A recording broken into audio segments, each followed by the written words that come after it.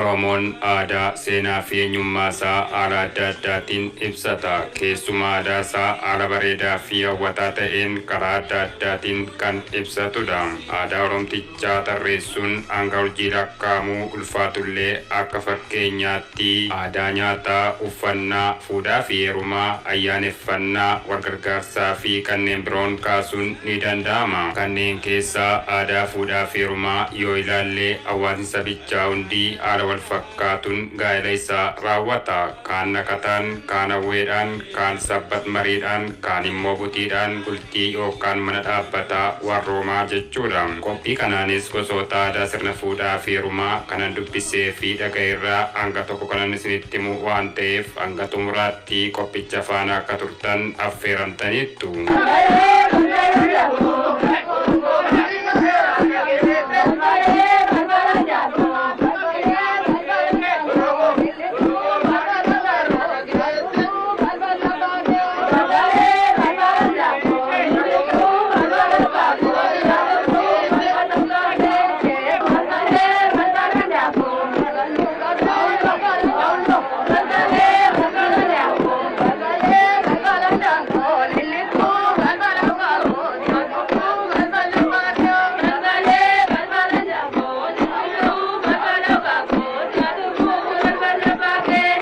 Addunyaattis ta'e akka haala qabatamaa biyya keenyaatti daa'imman dhalatanii guddatan yommuu umriin isaanii akka aadaa Oromtichaatti gaa'elaaf ga'u ni fuudhu yookaan ni heerumu. Gaa'ela jechuun immoo fuudhaa fi heerumaa ilma ga'ee fi intala geesseeti. Bu'aan gaa'elaas jireenya wal gargaaruu fi itti fufiinsa sanyii namaati. Hayyoonnii fi barreessitoonni akka ibsanitti achi as dhuftee gaa'elaa qixaan lafa kaa'uun rakkisaa ta'uu danda'a. Haa ta'u malee seera Oromoon dhimma gaa'elaa irratti dhumateettiin wal gaggeessaa ture waan nutti himuu qaba. Seera amma yoonaatti ifa ta'an keessaa immoo seera Makkoobiliin gaa'ela irratti tumamee ilaaluun ni danda'ama. Seerri kunis ijoolleen jajjaboon ciccimoon akka dhalatanitti ilmi ga'ee haa fuudhuu, intalli geesse immoo haa heerumtuu kan jedhudha. Fuudhaa fi heeruma irratti jaalaa fi waa'ila kadhatanii fuudhaa fi heeruma sana haa mirkaneessan. Yommuu ilmi fuudhu, yommuu intalli heerumtu biqila guutuu afaaniin qabsiisanii abbaa haati aanta eebbisanii jedha.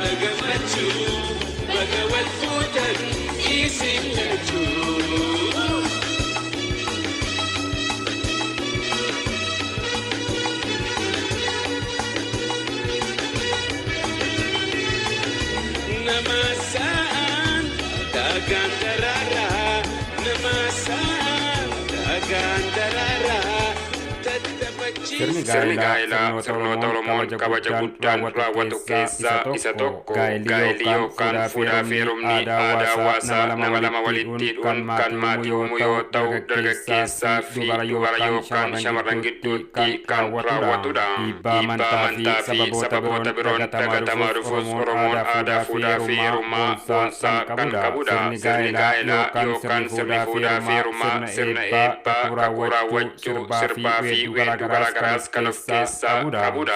Sirni gaa'elaa ilmaan namaa mara biratti kabajaa fi jaalala guddaa qaba. Adeemsi isaa fi haalli sirni fuudhaa fi heerumni itti raawwatus naannoodhaa gara naannootti adda addummaa qaba. Gaa'elli addunyaa hunda keessa jiraatus hawaasa amantii fi biyya adda addaatti seera garaagaraa qaba. Sirni kunis firooma dhiigaa, firooma soddaa, gosa, umurii, koorniyaa, eeyyama qabeenyaa fi akkaataa cidhaa irratti hundaa'a.